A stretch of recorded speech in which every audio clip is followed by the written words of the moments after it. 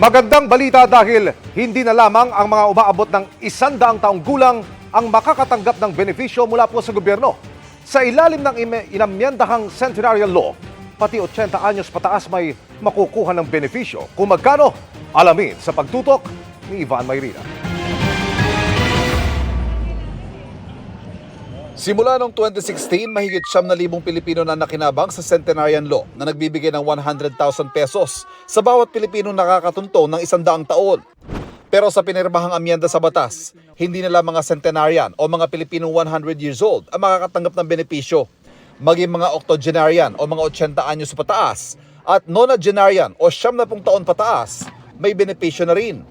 Under the new law, Filipinos upon reaching the age of 80 shall receive a cash gift of 10,000 pesos in every 5 years thereafter. And upon reaching the age of 85, 90, and until 95, we do, after all, stand on the shoulders of these giants. 2.2 billion ang ilalaang pondo para rito para sa taong 2025 at kailangan lamang magparehistro sa Office of Senior Citizens Affairs sa inyong lokal na pamahalaan. Bukod dyan, pinirmahan din ng Pangulo bilang batas ang Tatak Pinoy Act na nag-uutos sa pagsulong sa mga produkto at serbisyong Pinoy, partikular sa government procurement. Tatak Pinoy is more than a branding exercise. It is about incubating and incentivizing great products that deserve to carry the Made in the Philippines trademark.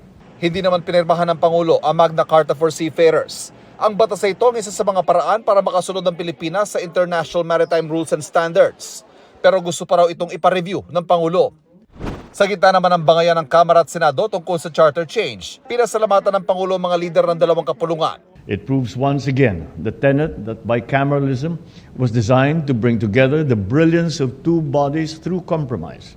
Para sa GMA Integrated News, Ivan Mayrina, nakatutok, 24 Oras.